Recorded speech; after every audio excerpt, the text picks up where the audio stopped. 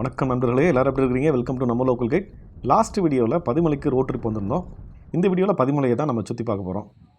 பதிமலை ரொம்ப அழகான ஒரு சூழ்நிலையில் அமைஞ்சிருக்கக்கூடிய ஒரு கோயிலுங்க. புராதனமான கோயில் கும்மிட்டிபதி ஏரியாவில் இருக்குது.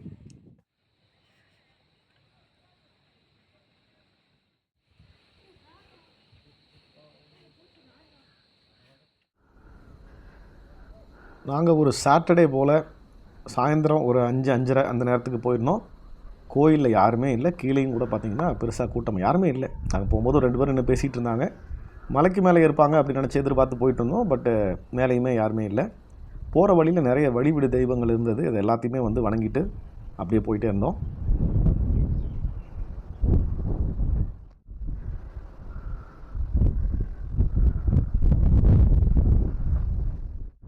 மலை கோயிலுக்கு போகிறதுக்கு நல்லா அழகாக படி அமைச்சிருக்கிறாங்க. போகிற வழியில் இடையில் பார்த்திங்கன்னா ஒரு இடத்துல வியூ பாயிண்ட் அமைச்சிருக்காங்க. அங்கே நின்று பார்த்தோம்னா கண்ணு கட்டின தூரம் வரைக்கும் ஃபுல்லாக பச்சை பசேல்னு இருக்குதுங்க.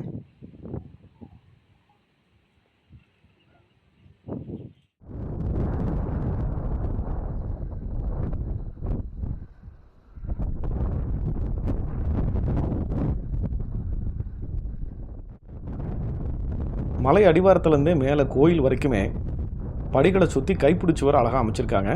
அதனால் குழந்தைங்கள நம்ம தைரியமாக கூட்டிகிட்டு போகலாம். படியில் ஏற சிரமப்படுறவங்களுக்கும் இந்த கைப்பிடிச்சுவர் ரொம்பவே யூஸ்ஃபுல்லாக இருக்கும். சாமி கும்பிட்டுக்கடா, சாமி கும்பிட்டுக்க.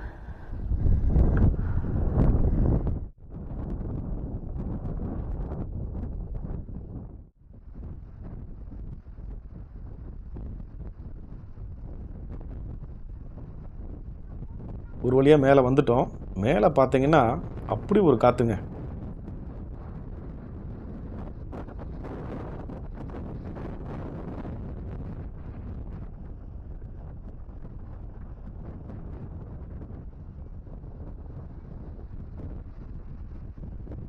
இந்த மலை கோயிலுக்குன்னு நிறைய சிறப்புகள் சொல்லப்படுதுங்க. அதில் ஒரு சிறப்பு என்ன அப்படின்னு சொல்லி பார்த்தீங்கன்னா, இங்கே 2 ஊற்று இருக்குதுங்க.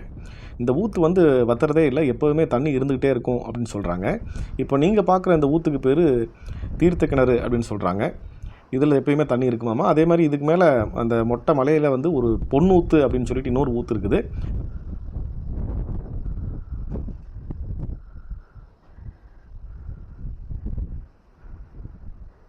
இங்கே பார்த்துருந்திங்கன்னா தெரிஞ்சிருக்கும். இந்த கிணறை சுற்றி அப்புறம் இந்த மலையை சுற்றியும் பார்த்திங்கன்னா யாருமே இல்லை, நம்ம மட்டும் தான் இருக்கிறோம். நியாயமாக ஒரு பயம் வந்திருக்கணும். ஆனால் என்னமோ தெரியல, நம்ம வீட்டுக்குள்ளே இருக்கிறோம் அப்படிங்கிற மாதிரி ஒரு ஃபீலிங் இருந்ததுங்க. அது மலையில் ஏறும்போதுலேருந்தே சரி, அங்கே மேலே இருக்கும்போதும் சரி, நம்ம திருப்பி கீழே இறங்கும் போதும் சரி, ஏதோ நம்ம வீட்டில் தான் இருக்கிறோம், நம்ம வீட்டிலேருந்து தான் போகிறோம் அப்படிங்கிற அந்த ஒரு ஃபீலிங் தான் கொடுத்தது. ஒரு நல்ல பாசிட்டிவ் வைப்ஸ் இருந்தது. அதை தான் நான் சொல்ல வரேன். இப்போ நீங்கள் பார்த்துட்டு இருக்கிறது தான் பாலமுருகனோட திருக்கோயிலுங்க. பாலமுருகன் தன் வாகனமான மயிலோடு ரொம்ப அழகாக விட்டிருக்கிறார். பாலமுருகனோட முகத்தை பார்க்குறதுக்கு இந்த 2 கண்கள் போதவே போதாதுங்க. அவ்வளோ அழகாக இருந்தது. எங்களுக்கு ரொம்ப சிறப்பான ஒரு தரிசனம் கிடைச்சதுங்க.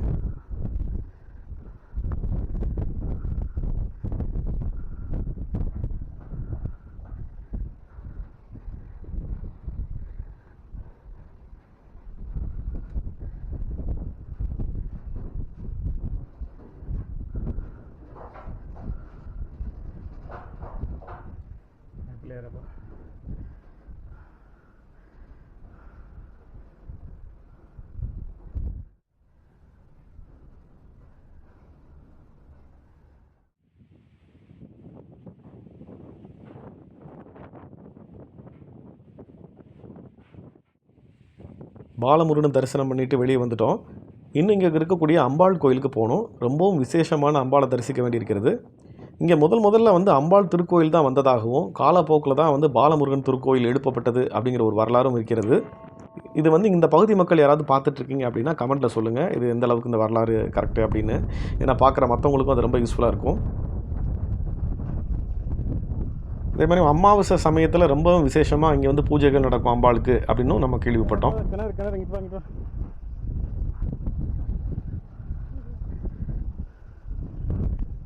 மீன் இருக்கு.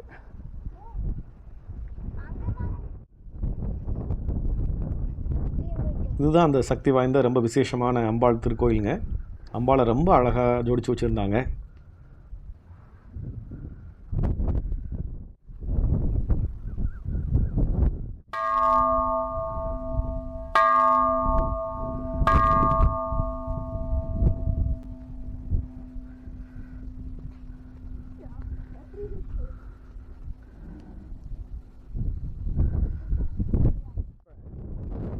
அம்பாள் தரிசனத்துக்கு பிறகு மேலே அப்படியே ஒரு ரவுண்டு வந்தோம்.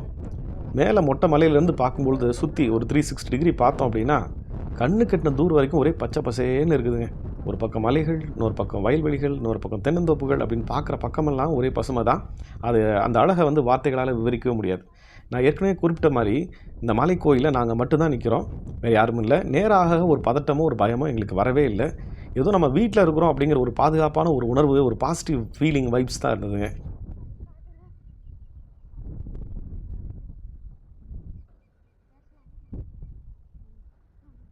ஆனால் நேரம் ஆக ஆக இருட்ட ஆரம்பிச்சிருச்சு. நாங்கள் உட்காந்துட்டு இருந்தது கிட்டத்தட்ட ஒரு 6:30 இருக்கும்.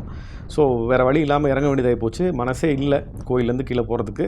பட் என்ன பண்ணுறது, நைட்டு நேரம் அப்படிங்கிறதுனால நம்ம கீழே இறங்க வேண்டியதாகி போச்சு.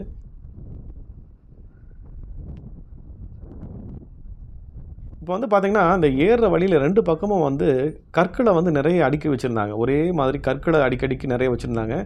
அது வந்து ஒரு வகையான வழிபாடு அப்படிங்கிறத நம்மளால் புரிஞ்சுக்க முடியுது. ஆனால் என்ன அப்படிங்கிற விவரம் எனக்கு தெரியல. யாராவது தெரிஞ்சது அப்படின்னா கமெண்ட்டில் சொல்லுங்கள், நாங்கள் கொஞ்சம் தெரிஞ்சுக்கிறோம். பார்க்குற மற்றவங்களுக்கும் அது யூஸ்ஃபுல்லாக இருக்கும்.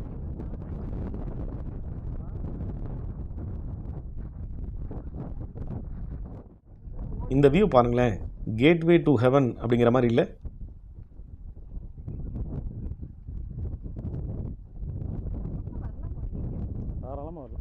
மலை அடிவாரத்துலேருந்து மலை கோயிலுக்கு போகிறதுக்கு பொறுமையாக ஏறினீங்கன்னா ஒரு 15லேருந்து ஒரு 20 நிமிஷம் ஆகுங்க.